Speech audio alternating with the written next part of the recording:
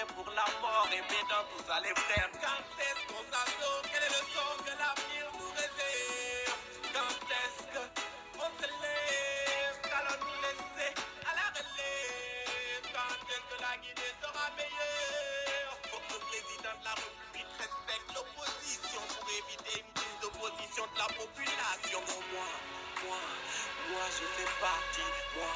Moi, j'ai choisi mon parti. Moi, oui, ça c'est mon parti. La population, ça c'est mon parti.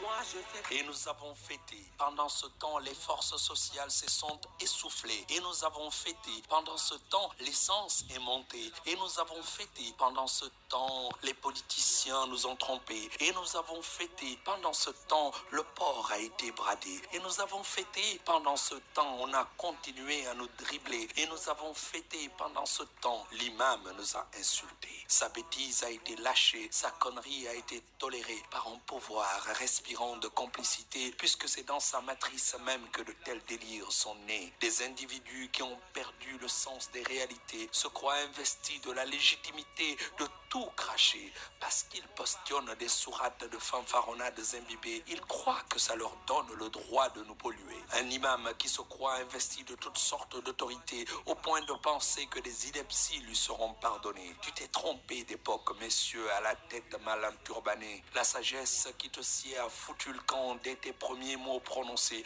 Tu t'es gouré, tu t'es raté et aucun doute que tu vas te rétamer. Parce que la Guinée, dont nous rêvons, a déjà tourné le dos à ce type de velléité. Et patiemment, nous la construisons, cette Guinée, brique après brique de fraternité, pierre après pierre de solidarité. Nous la bâtissons, cette Guinée. Elle est fragile, je sais, par la faute de vous autres qui vous échinez à nous décourager. Vous êtes insidieux et vicieux dans le sabotage que vous avez concocté. Mais par nos douleurs endurées, par nos souffrances éprouvées, nous fondrons nos larmes dans le fiel de vos bêtises recyclées pour nourrir l'espérance de notre Guinée ample de sa diversité. Taisez-vous, imam, s'il vous plaît. Retournez à l'école pour apprendre à mieux aider.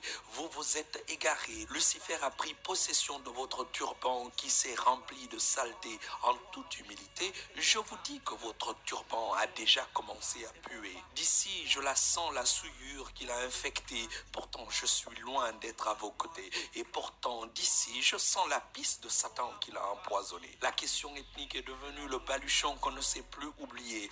Partout, dans l'espace public comme privé, on se sent obligé de parler d'ethnie opposée. On se sent obligé de faire ce prêche pisseux. On se sent obligé de le chanter ou le dénoncer. En fait, imam, même si vous vous êtes fourvoyé, d'autres n'arrêtent pas de divaguer. Surtout notre président déclaré, surtout ses opposants affirmés.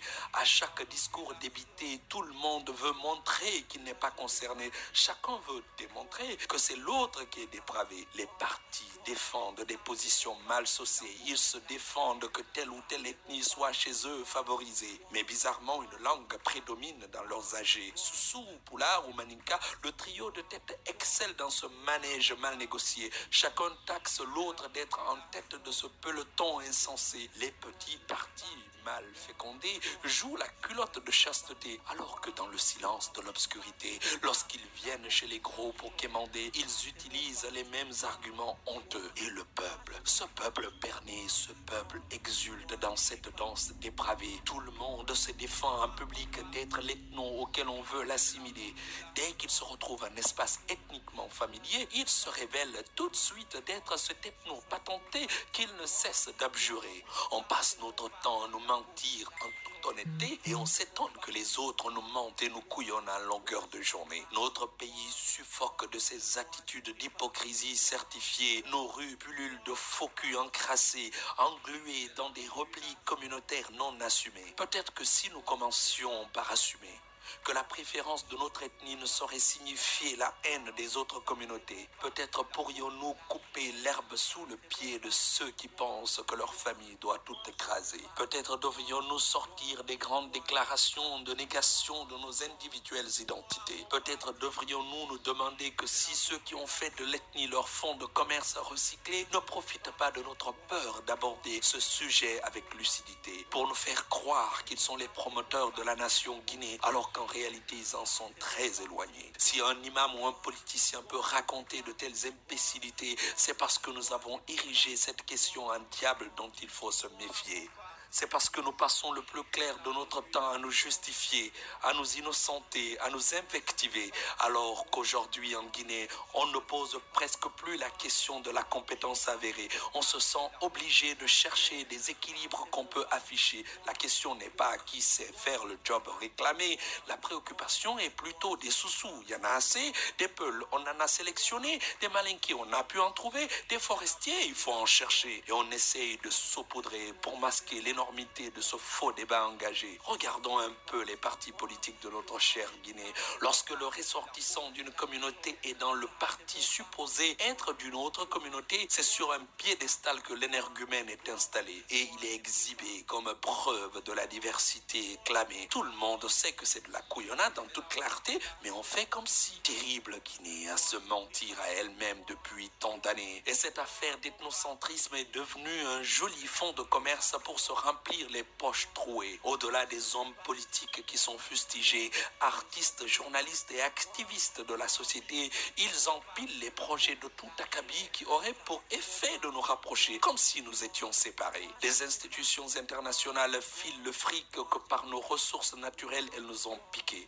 L'argent est bouffé après quelques journées de teuf organisées et quelques spots diffusés. Pauvre Guinée, je le dis haut et fort, arrêtons de nous couillonner. Je le dis haut et fort, arrêtons de nous couillonner, sinon je continuerai à gueuler. Parce que justement, voilà la raison pour laquelle, pour de vrai, ils ont voulu fermer ma gueule et dégager. Alors, de là où momentanément mes bagages sont posés, je rouvre ma gueule et j'emmerde. Moi, j'ai choisi mon parti. Moi, oui, ça c'est mon parti. La population, ça c'est mon parti.